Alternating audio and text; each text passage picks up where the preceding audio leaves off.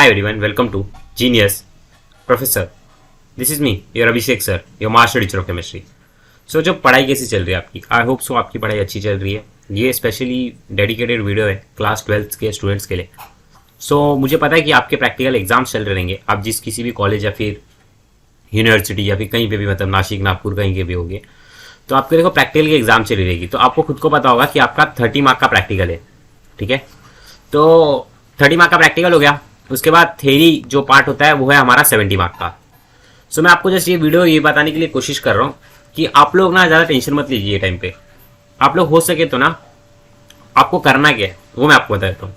आप बस इसी को फॉलो करिए. अभी आप क्या करिए पता है क्या? जैसे 70 मार्क का थ्योरी है तो सीधी सी बात है, ये ज़्यादा वेटेज दिख रहा है अपने को. 70 मार्क है, सिर्फ और सिर्फ प्रैक्टिकल के अंदर 30 मार्क है. पर अपने को क्या करना पता है क्या? अपने को असाइनमेंट जो भी प्रोजेक्ट जो कुछ भी दिया है ना, उसको फटाफट से प्रैक्टिकल बुक जर्नल सब कुछ पूरी कर लो. आई होप सो आपकी हो भी गई होगी. और नंबर 1 पॉइंट, जैसा भी प्रैक्टिकल आ रहा है ना उसको अच्छी तरीके से करिए. आप परफॉर्म करने पे ज़्यादा ध्यान दीजिए, नंबर 1. नंबर 2 पॉइंट पे आपको क्या ध्यान देना है कि आपको किसी भी टीचर के साथ आर्ग्यूमेंट नहीं करना है.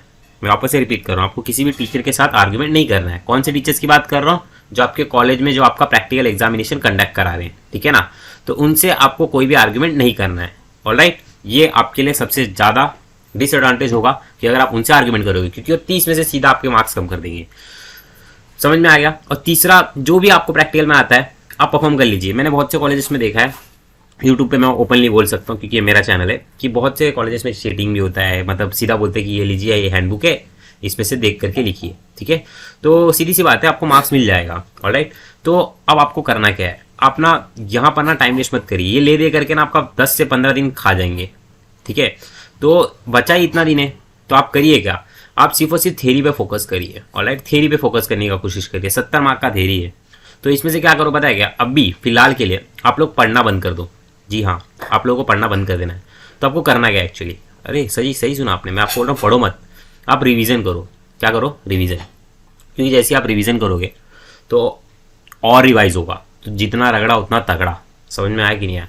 तो आप जितना हो सकता है उतना थ्योरी पे प्रैक्टिस करिए, प्रॉब्लम सॉल्व करिए. क्वेश्चन बैंक को सॉल्यूशन का जितना भी दिए, देखो डिस्क्रिप्शन बॉक्स में लिंक दिया, क्वेश्चन बैंक जल्दी से जल्दी खत्म कर दो.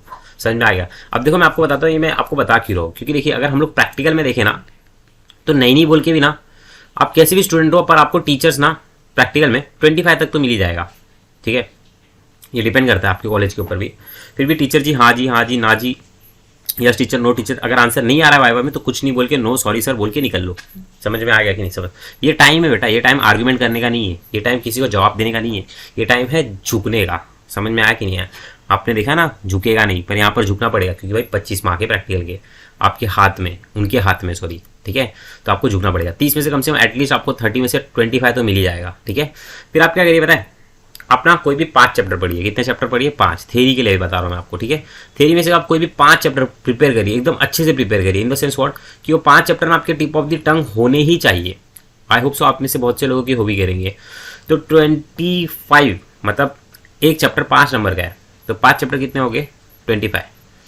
25 + 25 ये 50% आपके तो ऐसे ही बन जाएंगे. आप 5 चैप्टर करने का कोशिश करिए एटलीस्ट, अगर आपको पास होना है तो. आप में से कोई स्टूडेंट रहेगा जो बोलेगा नहीं सर मुझे टॉप मारना है, तो आप टॉप मारने के लिए क्या करिए?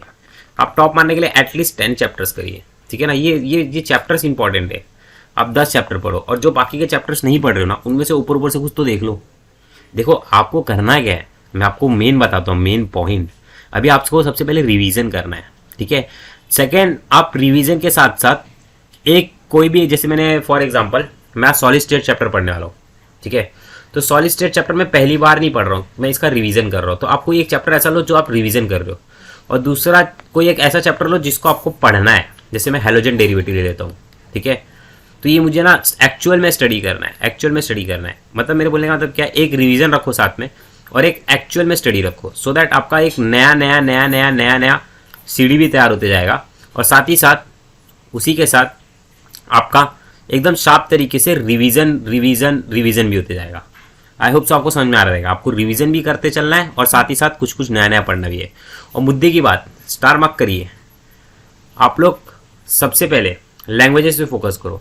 ये वीडियो तो आज आप सबसे पहले ना लैंग्वेजेस के ऊपर फोकस करो, क्योंकि आपका लैंग्वेज भी आना चाहिए आपको.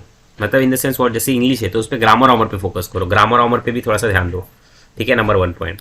और नंबर 2 पॉइंट ना, थोड़ा प्रैक्टिस करो लिखने का। अभी जितना भी कोई भी सब्जेक्ट पढ़ रहे हो उसका रट्टा मत मारो, उसको प्रैक्टिस करो, ठीक है ना, क्योंकि आपको पेपर लिख करके देना है, ऐसे से कुछ तो भी लिखना पड़ेगा। तो उसके लिए आपकी हैंड राइटिंग अच्छी होनी चाहिए और इन द सेंस आपका प्रैक्टिस भी होना चाहिए। बहुत टाइम पहले आपने लिखा था, राइट, प्रैक्टिस किया था 3 घंटे लगातार लिखने का। और तीसरा सबसे इंपॉर्टेंट, जो टेस्ट वेस्ट कंडक्ट कराए जा रहे हैं ना क्लासेस कॉलेज के, सिंपली वो जो टेस्ट है ना, वो सिर्फ आपका जो सर्कुलर है ना, जैसे कि आपको आज हिंदी पढ़ना था, उसके बाद आपको फिजिक्स पढ़ना था दोपहर में, फिर आपको रात में बायोलॉजी करना था।